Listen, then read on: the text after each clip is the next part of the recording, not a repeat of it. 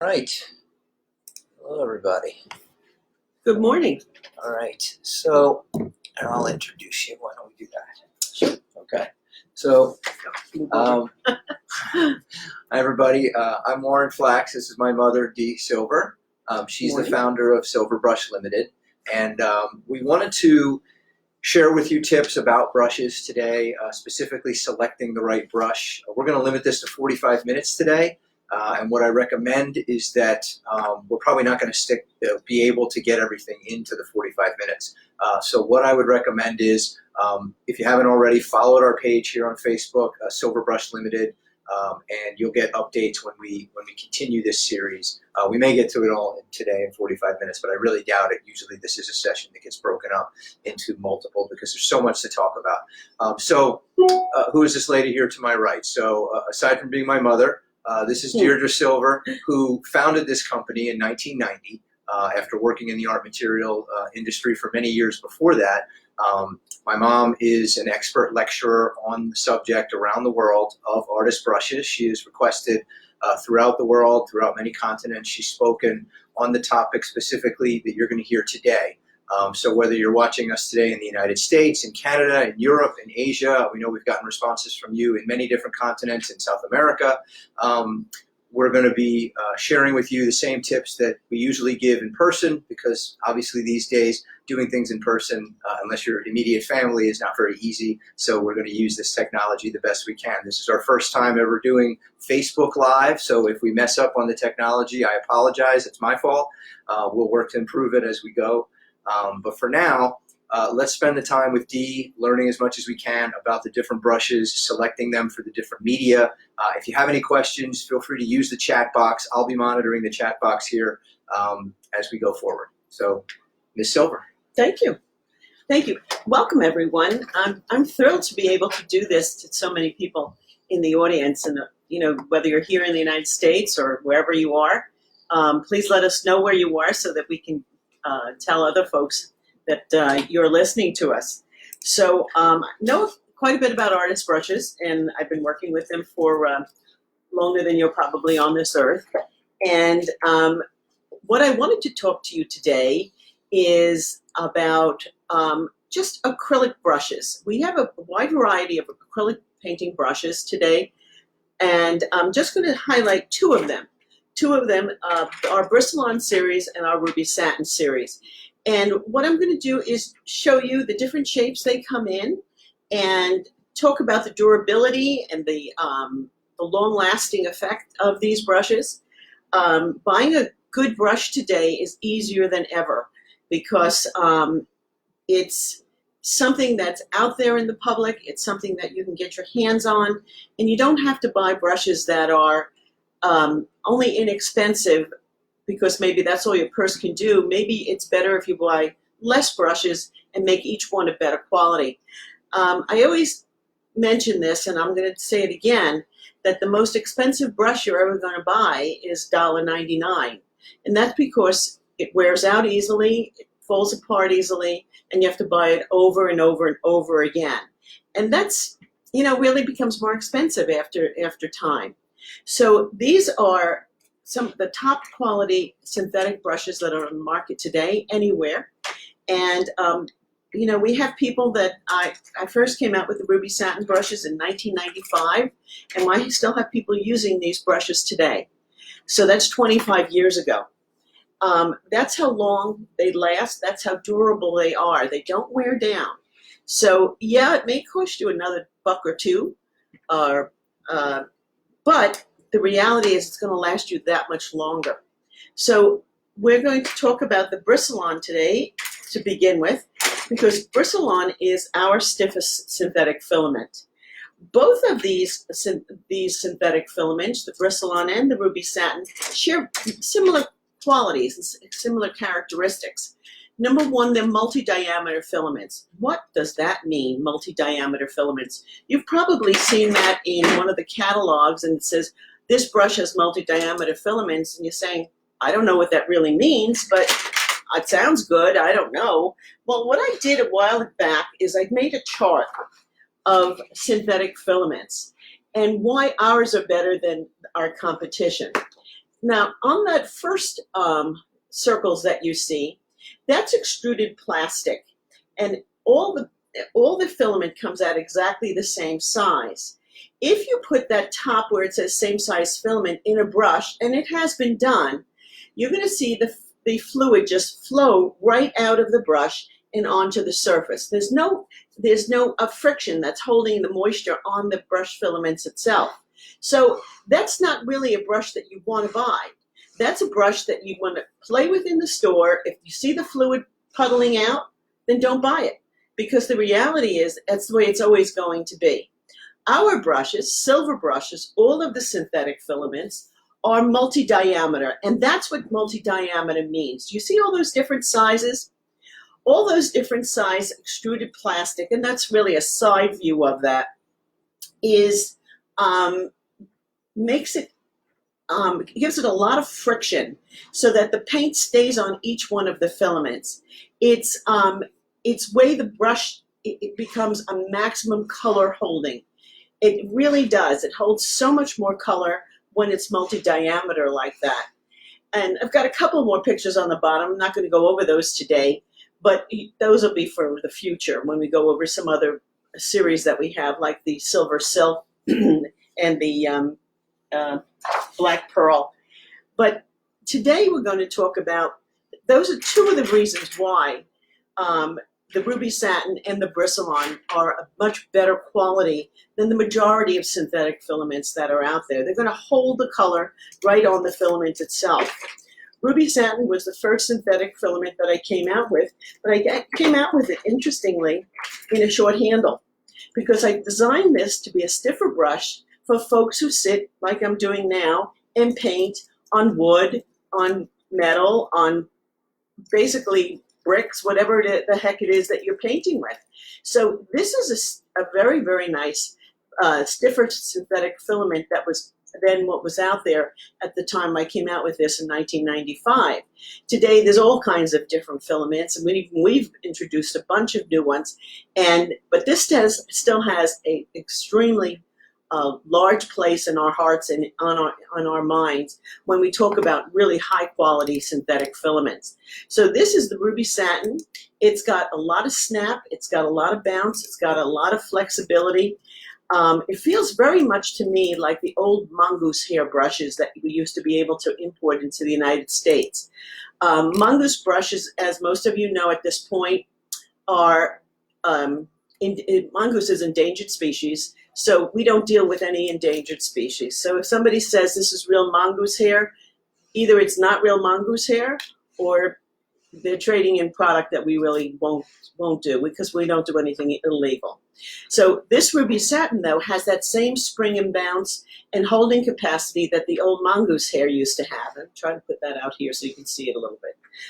Maybe I'll just put it down over here. So what this is going to do, this is going to take acrylic, which is what I have over here. I put with the Ruby Satin flat, which is this is a large flat. I actually did a background gesso with just some titanium white paint that I have from my friends at Golden Acrylic Colors, and it's just wonderful paint. I love it. And what I was able to do very easily was put down the background, and you could see it blended in beautifully on this canvas, which is the way I'd like to demonstrate. And that way you see the colors will pop right off of that. But what's great about this is the flexibility. So I was able to go all around and push that color down with this great flexible synthetic fiber. To me, there's nothing like Ruby Satin in terms of what the spring and the bounce and the flexibility.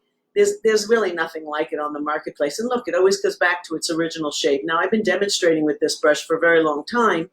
Still, it keeps on ticking. No wear edges or anything like that on the brush.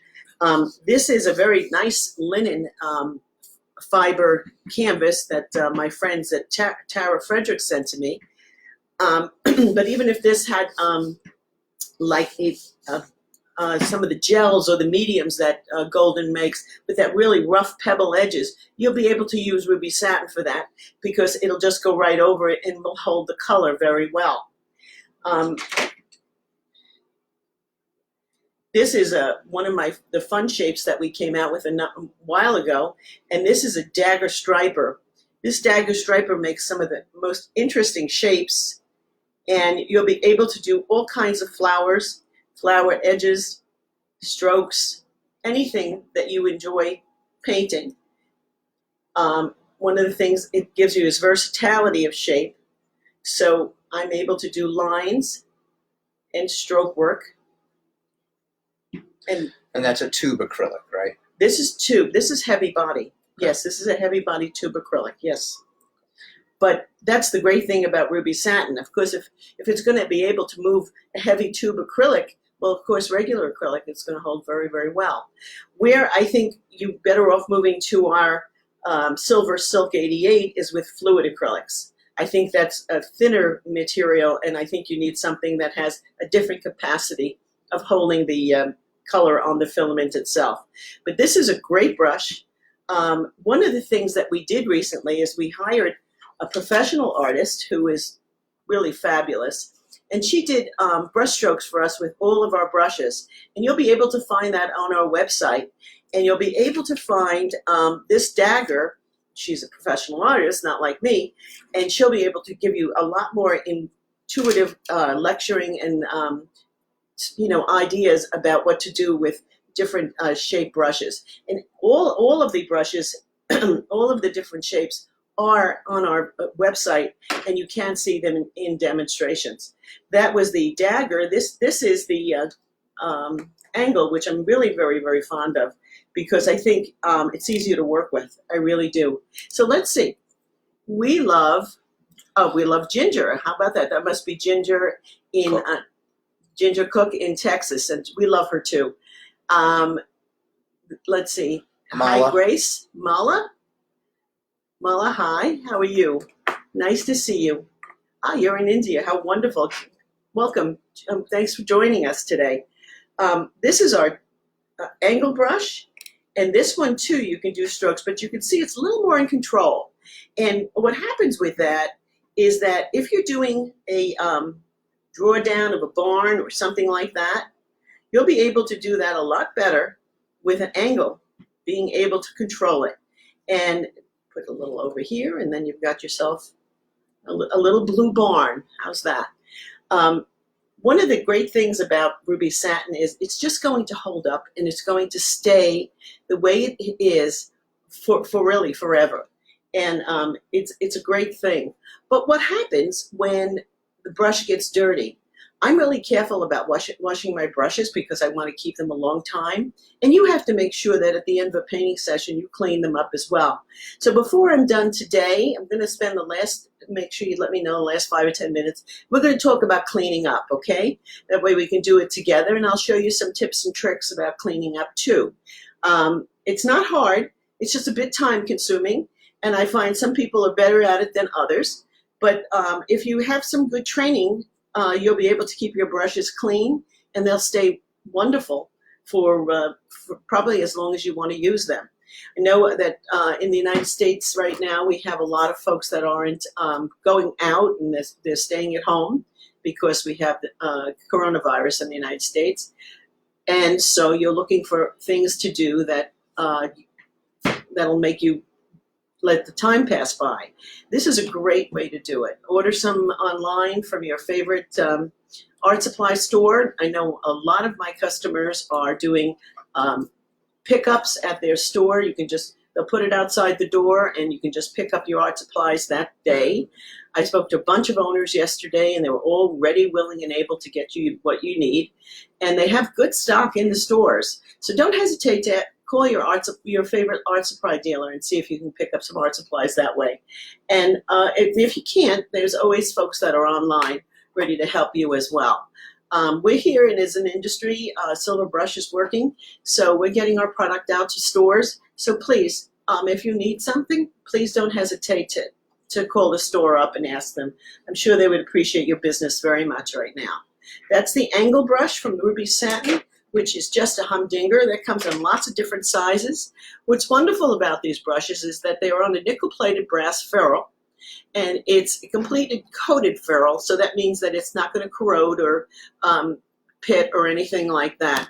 The other thing that is important also, that's a completely finished handle. The handle means that the handle is painted all the ways up into the ferrule, got a coating over the handle, and it's even if it breaks over here in terms of the moisture, it's not going to crack and corrode the handle.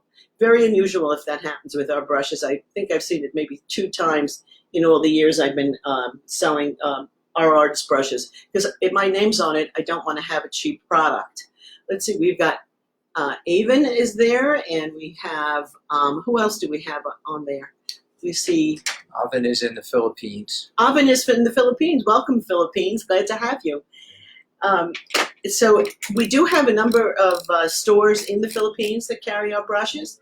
And Jew is up in Canada, and they're at King's. Yeah, and we just shipped them an order this week, so we're glad to have them as well. And they're also open, and they're doing curbside pickup with their customers. Oh yeah, I think so, yes. The other thing I'd like to show you is the fact that Ruby Satin has a number of different shapes, and which I have been showing you. This is something that I'm not as proficient as one of my artists who works for us all the time. She just does an amazing job with flowers. And we have a number of Instagram videos as well as Facebook that show people using this triangle and making the most beautiful flowers you've ever seen in your life. And I'm always partial to flowers. I mean, they use it for lots of other things, including branches, and they also use it for lines and drawing like that.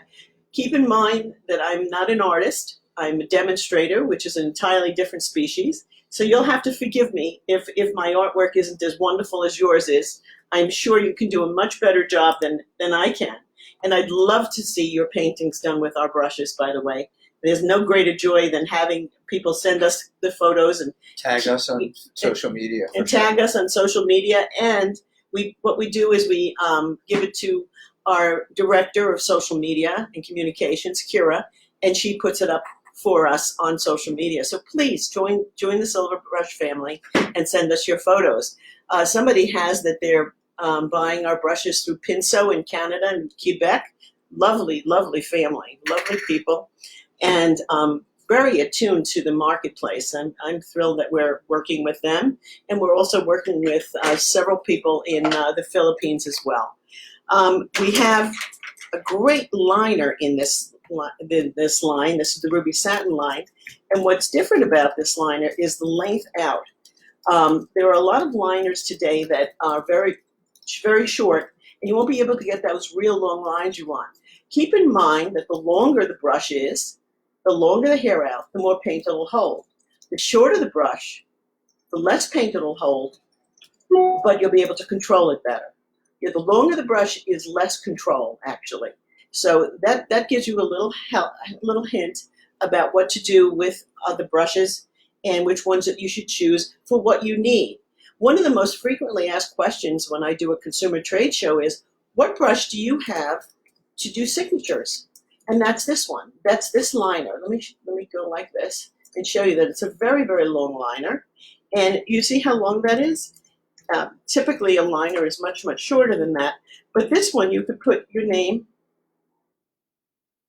not bad for upside down, on the, this is your signature brush. And you'll be able to do an entire signature with this one stroke. The longer the hair is, the more it holds, and the more stroke you can get out of it. But of course, it's less controlling. So the longer the length, the less controlling it is. But it does do a nice job in what you probably need it for. The one that's going to give you the most control would be a round. This is just a simple round, and this one is going to give a lot of control, and you'll be able to do all kinds of things with this. I'm just having a wonderful time. Anytime you can get me to talk about artist brushes, talk about swirling around color, that's what makes me very, very happy.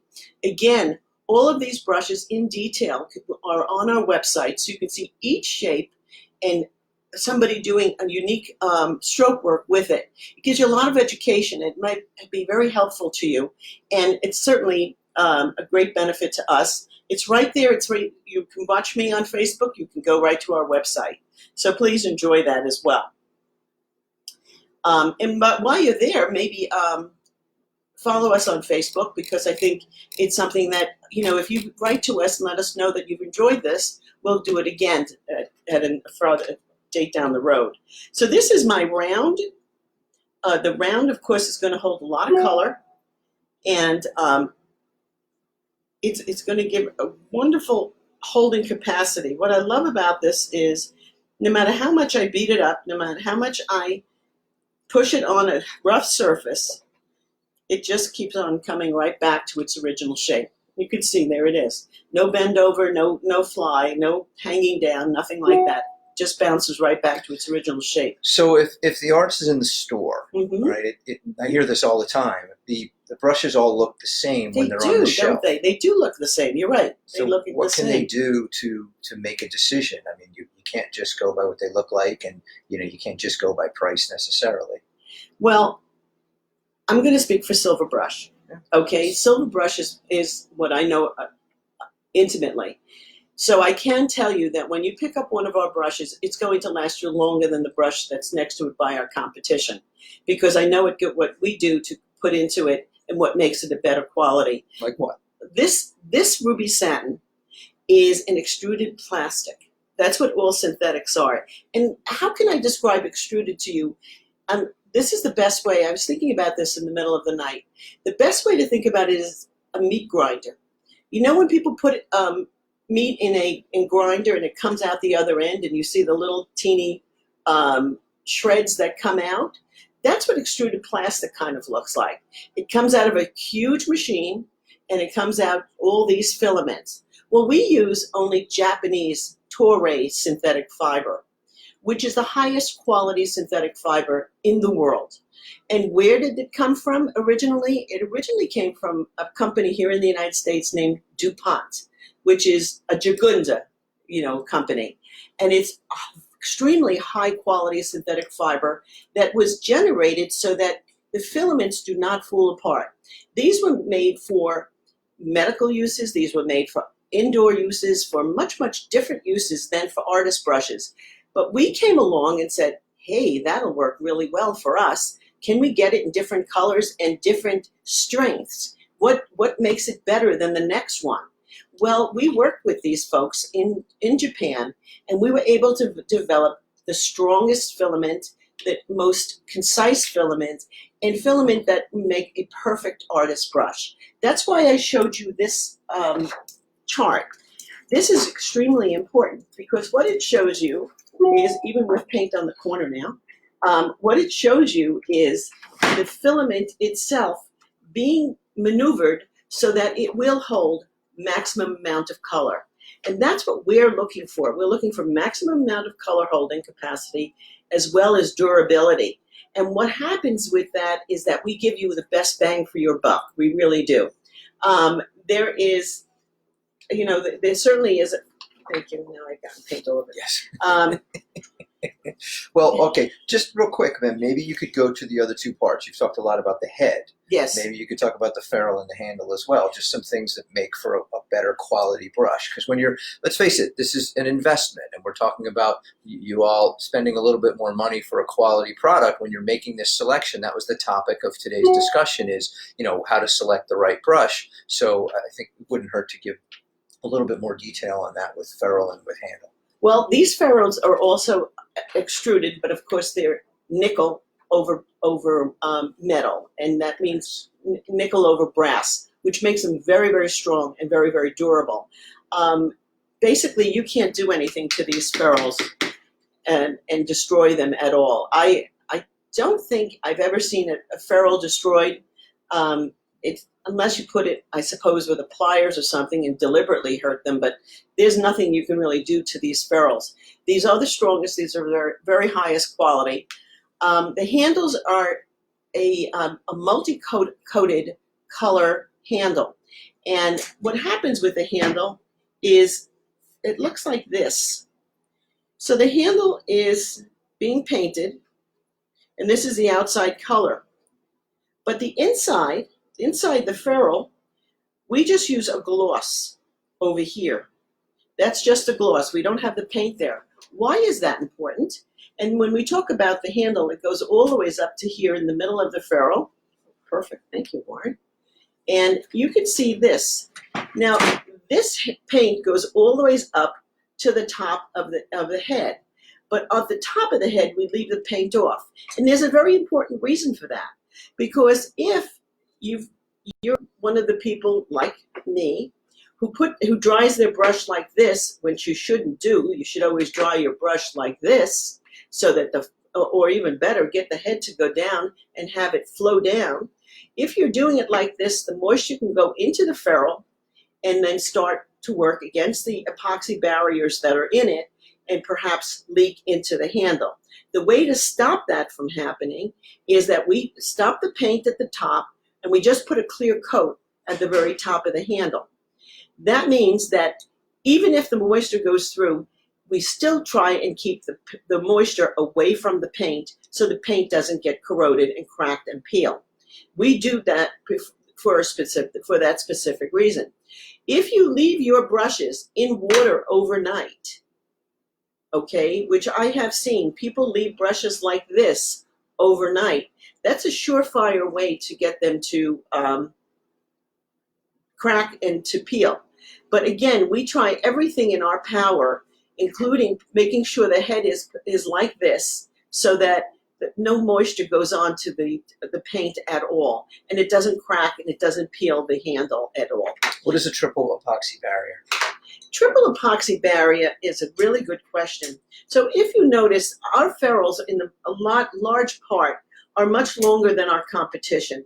It's one of the things that stands out and makes us a better quality artist brush. If you look at compare our ferrules to our competitors, I have done this any number of times, and our ferrules always come out longer. What makes that better? The fact that the handle can go in further, the fact that the hair can go in further, and it has all that strength of nickel over brass. Brass you just can't bend, and it's going to hold up that much longer, and it's not going to have an easy way for it to break down and corrode. There are brushes with much shorter ferrules, and I'll give you an example of that right there. That's our Black Pearl, and of course it's a value-priced series. It's a very good brush, but it's going to be a lot less expensive, and it's not going to hold up as long as a Ruby Satin, because the Ruby Satin has the much longer ferrule, and it's got great manufacturing process. What's triple epoxy barrier? I'm coming back to that, Warren. Thank you. So the first thing we do is we put epoxy in the head over here to hold the hair inside the ferrule. Then it's crimped, and so you've got gluing, and then you have crimping over here. But then what we do is we put it like this when the manufacturing, and there's glue that actually goes right into the ferrule. Now, this glue that goes around over here hardens, and so now you've got one barrier, and then you have two barriers, so that if you put the brush like this when you're letting it dry, you've got two barriers that go through, and it gets harder and harder for that moisture to go through. We're trying our best to get you to keep your brushes a long time, and we're going to continue to keep on trying. Come halfway and just put your brushes this way. Do me a favor. The third epoxy barrier is extremely important, because that's the epoxy barrier that goes on top of the handle itself. You get paint, you get glue over here, which is what we call epoxy, and then we put it into the handle, into the ferrule, and then we crimp it. We have crimping machines that this is a double crimp, and sometimes we even do a triple crimp. And that's a lot of strength in that particular brush. Why is it more expensive? Because of all that handwork that's being done. But you're getting more bang for your buck. So when you look at Silver Brush, compare it to our competition, you're going to say, wow, that's got a lot of heft to it. It seems a little bit, balanced, better balanced. We've tried very hard to make sure the handles are extremely comfortable. So that when you're using it all day, and if you have arthritis in your hands like I do, it doesn't become you don't cramp, or it doesn't hurt you. This is going to last many, many years. As I said, I gave out samples of these brushes in 1995, and we still have folks that are still using them. The same ones. The same brush, yeah, 25 years later. So that's how I know that this is a better product. So when you're looking at all the other brushes, and they all look the same to you, and you're saying, gee, people seem to want to save money on the brushes, but they'll spend $50 on a tube of paint. Well, if you do that, don't you want to have a better brush that's going to last you and take you through that project and make you feel as if you're just flying on wings? That's what these brushes do. This is very different from a lot of other painting experiences. And I know that because so many people have told us that. So the Ruby Satin has spring, it has bounce, it has flexibility. I'm still very partial to this series because I know that it's probably better than any other brush of its type at all on the market today. If you want to use it in oil color, use it in oil color, but clean it up with an odorless solvent from the art supply store. Don't go to these big box stores or hardware stores to buy solvents. Go to your favorite art supply dealer and buy odorless solvent from them. So why don't you spend 5 minutes on the Bristle On and then leave the last 10 minutes for the cleanup. Oh, cleanup. Okay. Now, if you have questions, please don't hesitate to ask us. We're very interested in what you have to say. Phyllis just checked in London. Hi, London. How are you? And Bot is in Kashmir. Bot is in Kashmir. Welcome. Good to have you. So I'm going to introduce you to an entirely new series today. We've had Bristle On in the line since 2001. This is our very, very stiffest synthetic fiber. It's going to stand up to any kind of painting at all. People use this for painting on murals, on walls. They're using it to paint just the most rugged, difficult surfaces. I was playing around with some grounds from Golden the other day, and it left all these pebbles all over my surface. And I put my hand over and I went, wow, that's really giving me a lot of texture, but I know what it will do to a brush. I put my hand over it, but I'm using my Bristle On series for that particular type of surface. So whatever surface you need, Bristle On will definitely paint on it. I love these brushes because they're so resilient and they're so very, very long lasting. Different from Ruby Satin because they're a bit stiffer. And if you like a very, very stiff feel, this is the brush that you're going to like with it. The other thing that it doesn't, our brushes don't do, is it doesn't, we're not going to have flying hair all over the place. And I can talk about that when we're doing cleanup also. But these are going to hold their shape. They're going to have the chisel edge. They're going to have the pointed needle head in the round. So you'll be able to paint with these for years and years to come. And that's one of our Bristle On brushes. What we're introducing now into the marketplace, and I have that in interesting shapes also. I have it in the Dagger, filbert. One of the great shapes that has become extremely popular in last few years is our script liner in a long handle brush. I know that's unusual. We happen to have several script liners in long handle brushes, and you'll be able to stand at your easel and use the script liner and get those little detailed shapes that you like and the little lines that you like. And that's why I created this particular brush for you. Remember, the longer the length out of the filament, the more paint it'll hold. It'll be less controlling. The shorter the length out, the more controlling it's going to be, but it's going to hold less paint. So that's just a little tip for you, and you will be able to work with that. Here we are.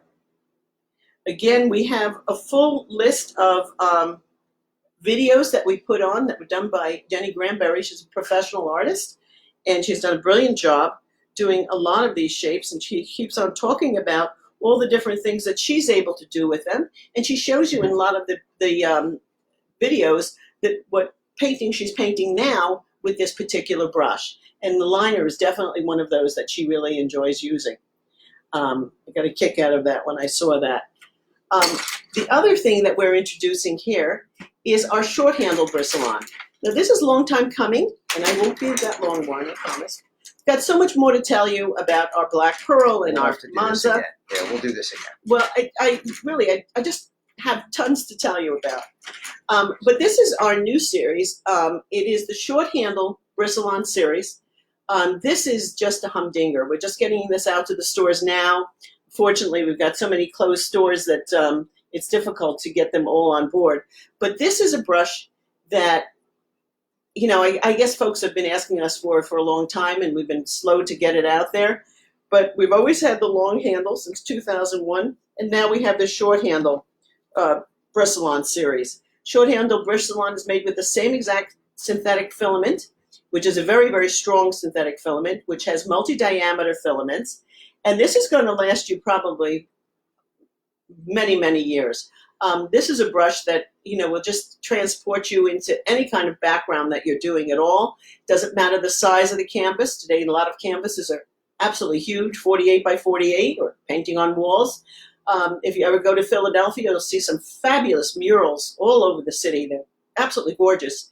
And they're done, a lot of them are done with our brushes because they want something that's long-lasting and durable. And what are they painting on? They're painting on bricks for the most part. Sometimes they're painting on stones, and this is a great brush for that. It's going to hold its shape. It's going to be extremely durable. And when you come back in whatever number of years, we'll still be able to use these same exact brushes because that's how well made they are. Again, a nickel-plated brass ferrule and a multi-painted handle on all of these brushes. But it's short handle now, not long. So we have that in the flat, which is really a bright. We call this a bright. That's a size 20. We have it in, they have this in a triangle also. So I expect to see a lot of nice flowers on Instagram coming our way with the triangle in the Bristle On series. And we also have a liner in this particular series, which is, again, the longer the liner, the more paint it'll hold. The shorter the liner, the less paint it'll hold. So that's just a tip for you. We have it in filberts, we have it in rounds, we have it in, oh wow, dagger stripers, we have it in angles, very important. The angle is very important today. We're selling more angles than we ever have before in history. Years and years ago, when I first started in art materials, you couldn't give away an angle. Today, we barely can keep them in stock because they're very, very useful and very, very traditional. So that's our new series. We're very excited about it. I know Wet Paint up in St. Paul, Minnesota, I think has it in stock right now. And we're going to get it. We're going to get it to Lisa King and those and Kings and Lisa King in Ontario, well. Canada. This is just an extraordinary series. It's what it is that you can sit and you can paint and you can get that real tough texture that you enjoy. You could always get it in long handle because that's what we've had it in the line for 20 years. But now we've just come out with it in short handle and we're very excited about it. It's different from anything else that's in the market today and it's very unique. It truly is. Again, nickel-plated brass ferrule, multi-coated handle, triple epoxy barrier within the ferrule. That's what you should look for. You should look for something that you feel, okay, what makes this a better product? Somebody's got to be talking about it. Go look on their website. See if they have really good information about it. What goes into making an artist brush? A lot of brushes out there, but not all of them are worth your money. They really aren't. And I'll bet your money is very dear to you as it is to me. And I'm never in the mood to waste money. And so when I go out and I buy something like this, I really do tend to do a little bit more. And the person that taught me that was my husband. Because back in 1971, I went and bought a pruning shears for, I think at the time it was $1 or $2. And he made me take it back to the gardening store and he said, go get the best one they have. And I did, and that one was $3.99. I'll never forget it, way back from then. And I still have the pruning shears. I'm still using them. He just cleaned them for me the other day, and I'm still using those pruning shears in my garden. So the better the tool, a little bit more money, the better the tool, the more you'll get use out of it. And I wish you a wonderful painting experience. I really do. All right, so how can we make these brushes last longer by cleaning them properly? Okay, now that's a different story. So one of the things that I do, and this is a white hair, so I usually use a little bit of the alcohol you can get from the drugstore and clean out the pigment. Because the one thing about golden acrylics, they have wonderful pigment in each one of the colors. So we've got to really get that out of the hair. It's a little easier with Ruby Satin because Ruby Satin already is a darker color. So what we do, I continually clean it all through. And now what I'm going to do is I'm going to take it over to the sink over there. And there's some great cleaner. I like Master's Brush Cleaner, but I tend to use just Ivory Liquid, if you must know, because I'm using water, I'm using a synthetic fiber, and I tend to use Ivory Liquid just to clean them up. And I try and get all of the hair, I try and get all of the hair to flow down. That's really important. If you could get something like this, I put that here, and now, can you see that? I'm balancing the brushes over here. And usually I use an ashtray because an ashtray is the best. It's got a little hole and on the edge, and you shouldn't be smoking anyway, so I'll give you a motherly advice. And so this is how I let dry. You see how it's going down? The moisture's flowing out. The moisture's not staying in the ferrule, so you're not going to corrode or erode your brushes. And this way you'll get it to last that much longer. Make sure they're nice and clean afterwards. Clean them off. But what happens if you get paint inside? There's nothing more annoying than that, isn't it? I really can't stand when that happens because the brushes start to go all over the place. Get a pot of boiling hot water and go like this. Remember, you got a rolling boil. You're not going to stir this. This is not a spoon. You're just going to go like that. Get a towel, and clean off the paint. Because what's going to happen with the rolling boil, it's going to start melting the paint that's in here. Not the epoxy, because the epoxy is not, you can't boil it out. You're going to melt the paint, and all you have to do is that. Do it until the brush is clean. Very quickly. Did you see? I'm not stirring the soup. I'm basically just getting it out. And not only will you get the paint out of the ferrule, you'll also get the brushes to relax, to go back to their original chisel edges or pointed ends, whichever shape it is. And that's how you're going to keep your brushes long-term and keep them durable. You have a big problem, you left it overnight someplace and the hairs are going all over the place, right? You've seen all of that. I'm sure you've seen brushes that have, let me see if I can, going the wrong way. Brushes are going over here and over there and all over the place. Same thing. Take the boiling hot water, put it in, and I'm only putting the brush into like the very top of the ferrule down here. That's all. Not all the ways up to here, just over here. And then I'm just pulling the color out with a clean, lint-free towel. That's it. That's the best way, but making sure that the moisture flows down is really imperative. I can't recommend it enough. I say the same thing over and over again. I know I sound like a broken record, but that's the best way to keep your brushes clean. If you're using these synthetic brushes in oil color, which you more than can, do that. But you can't use turpentine with synthetic fiber. Why is that? Because you're going to melt the filament. And you don't want to melt the filament because then they all start curling in like that. So look at your brushes and say, oh, I've been using this and I noticed that they're like this. There's nothing I can do to change it. I have tried many, many times to take brushes that were sent to me that were curled. Most of the time it's curled this way. Sometimes they have a hair flicking out. I have tried to restore them. They are shattered and gone. But that only happens when you put brushes into turpentine, not in an odorless solvent. And go to your art supply store and buy it at your favorite art supply store. Are we done? Yes, ma'am. We are done. Oh, I love talking to you. Thank you so much for coming today. I see a fellow named Marty, or a gal named Marty, and I'm really very excited to see you. Thank you for coming today. We want to thank you all. We had people who checked in from California, from Russia, from Maine, from Ontario, of course, Lisa King, Mexico, England, Kashmir, other parts of Canada, Netherlands, India, Philippines, Greece. So thank you all very much. Yes. We're going to post some information for you on Facebook here. So obviously subscribe to our Facebook channel. We're going to do another session on watercolor here coming up. because a lot of you had questions about watercolor, so thank you so much for your questions. And we're going to let you go. We promised we'd keep to 45 minutes, so we're going to do that.